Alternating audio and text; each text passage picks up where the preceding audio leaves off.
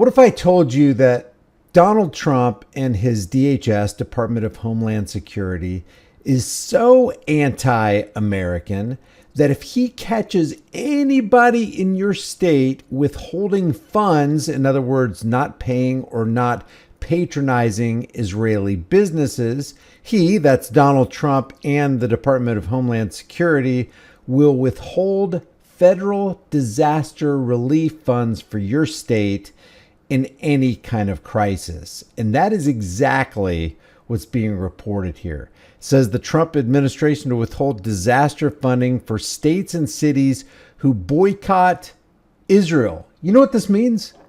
This means it's okay for you to boycott American companies. But if we catch you boycotting Israeli companies, we're going to have a serious issue. That sounds to me like Israel first. Check this out, and we're going to go over the actual documents. And DHS comes out to clarify in a well-constructed lie. Trump's administration conditions $1.9 billion in FEMA disaster preparedness funds on states and cities not boycotting Israeli companies. States must certify they will not sever commercial relations specifically with Israeli companies in order to access grants for search and rescue equipment, emergency manager salaries, and backup power systems. Now, before we go on with this, let me just say something before we move on with the proof and the documentation here. FEMA has got to be abolished. And the reason for that is because disaster relief is another avenue for the federal government to take to suppress states and the rights of those states' people. It's a major power play because disaster relief authority tied to federal funding and coordination centralizes power by making states dependent on federal aid and oversight during any kind of crisis. And you got to admit, this dynamic reduces state autonomy. And how would it do that? Because FEMA's conditions for assistance can influence a whole lot of people to compromise and submit to the federal authorities.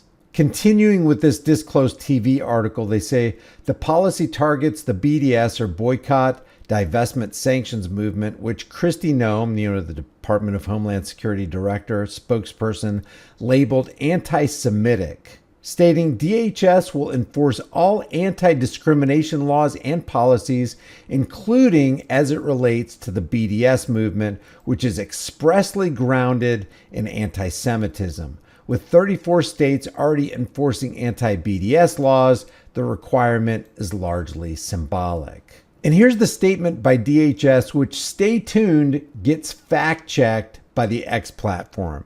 They say there is no FEMA requirement tied to Israel in any current NOFO. NOFO, by the way, is the Notice of Funding Opportunity, which is a public document issued by a federal agency to announce the availability of grant funding. DHS continues, no states have lost funding and no new conditions have been imposed. Kind of right, but it's also kind of a lie.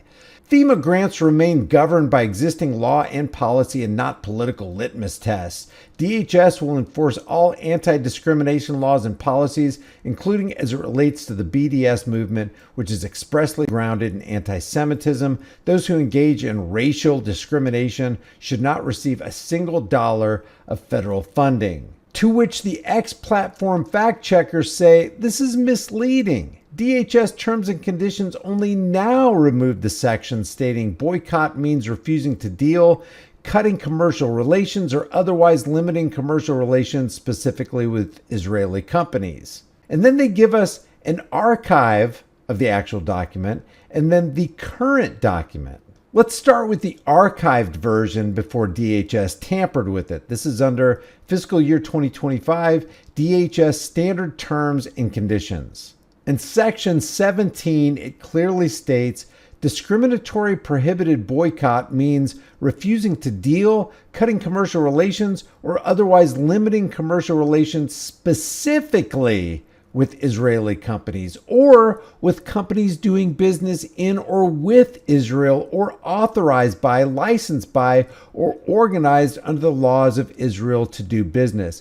In other words, we, DHS over here in the federal government, refuse to help any state and provide any disaster relief funding if we find out that you withheld any funds from any Israeli company. But you can go ahead and withhold funds from American companies all you want because we're Israel first. This is the Wayback Machine archived document. This is the same Section 17 after DHS tampered with it.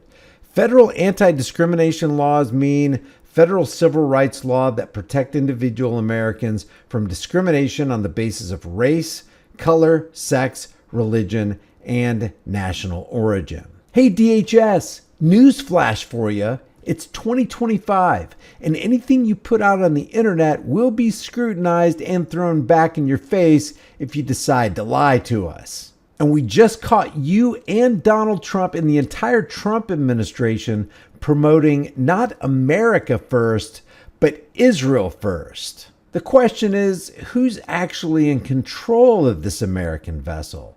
Let me give you the words of Amschel Rothschild a couple centuries ago. Give me control over a nation's money, and I care not who makes its laws. And if it's true that somebody owns the nation's money, then they own the state capitol, they own the courthouses, and every politician, including the President of the United States, is in the back pocket of that entity that owns our currency. I wonder who that could be.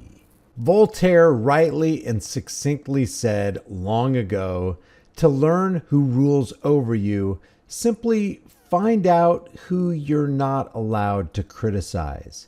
Who exactly is it that DHS initially said we shouldn't criticize? And if we do criticize or withhold our funds from them, what are the ramifications for that? What are they going to withhold from us? What penalties will befall us if we decide to criticize or withhold resources from Israel?